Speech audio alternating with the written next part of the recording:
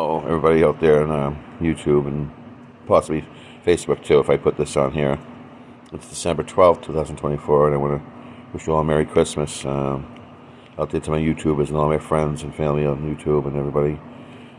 Sadly, Lewis's grandfather died, Paul W. Nason, at 79 years old, and so that's his mother's dad and his uncle's dad.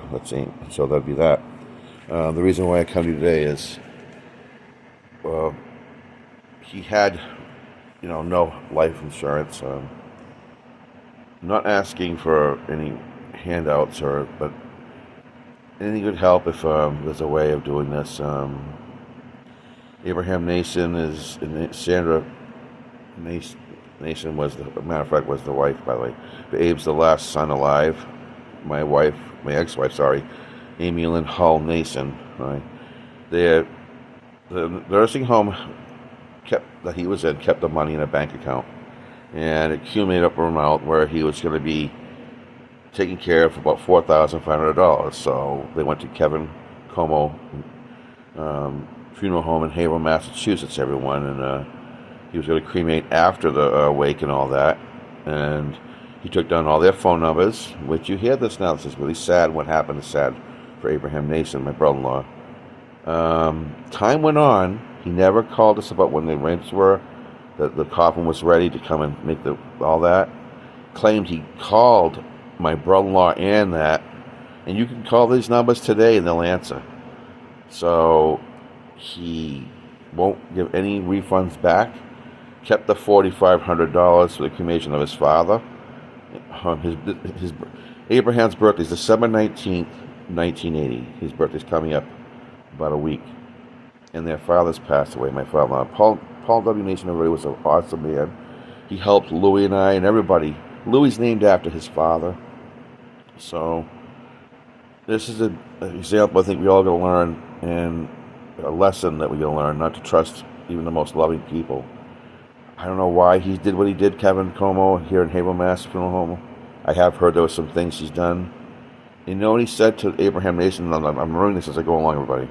He goes, well, I don't know what happened to that, he goes. Because Abe goes, well, I gave you my numbers. We listened to the phone messages and everything. And nothing. And I said, well, do you even get a receipt to Abraham? He wrote down all the paper things we done and never handed Abraham a receipt. Now remember, the nursing home that he was at was called Oxford here in Haverhill. They had all the money and all that and everything from his SSI disability check. And he was retired. So they were taking care of that in the bank account. We could only touch that, and he could only touch that money when Paul, his father, needed something, everybody. So if Paul wanted to buy Christmas gifts, or he needs a pair of shoes, hair, clothing, that could be spent on him. Or if Paul said so, he could say, yes, buy gifts. Paul W. Nason, that the person we're talking about, deceased, had suffered a stroke. Had a hard time in communicating and talking, but understood by just watching with our lips. He'd lip read, and he could hear a little bit. So when he had the stroke, this is what affected him. He was able to walk at first, and about 8 years ago, when it happened, he was able to walk somewhat and have visiting, and he'd hear us talk and say yes to no some of our questions, look at pictures, recognize people. But over time, he started to get worse, and his brain was deteriorating bad with, I think, Alzheimer's or dementia kind of thing.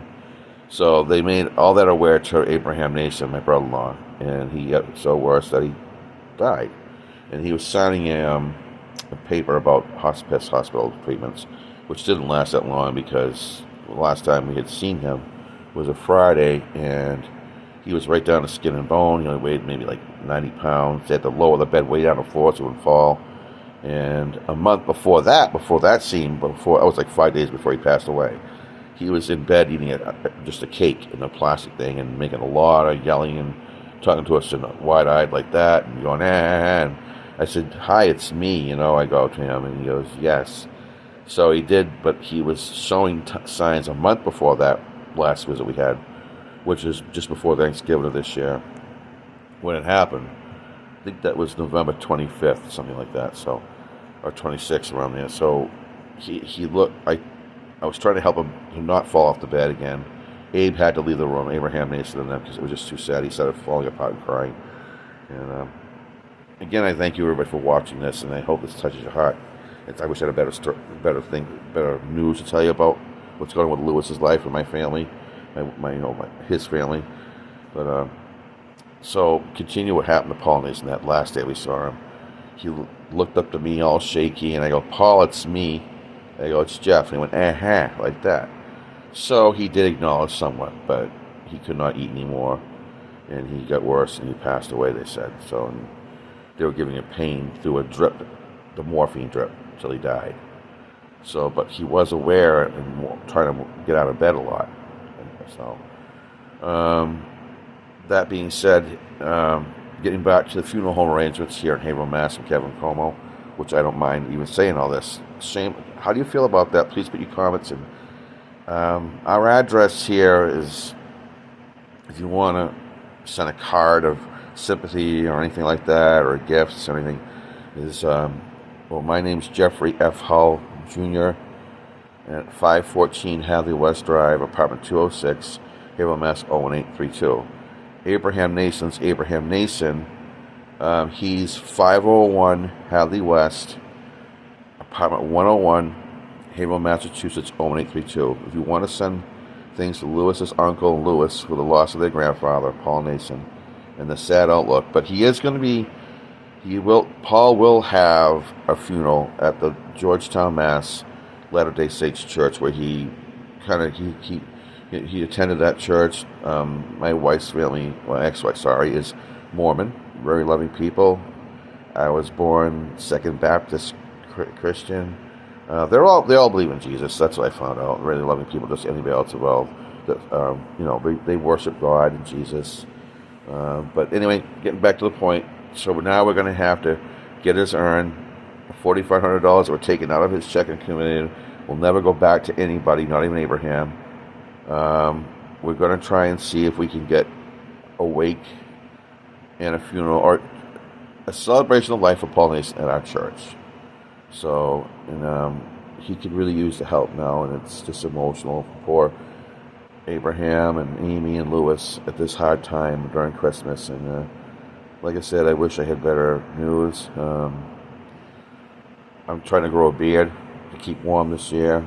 Louis has a big full beard. I apologize to you all that we do not have a digging video. I may take some other ones in the past that were never seen on this channel, and there's some really nice videos I got to comb through. There were just a few years ago that only have like 13 views. And thank you for watching and supporting this channel, all my YouTube channels. Subscribers. Thank you, all my subscribers, for being here. And I greet all of you and the new ones and all of you, and I wish you a Merry Christmas and Happy New Year.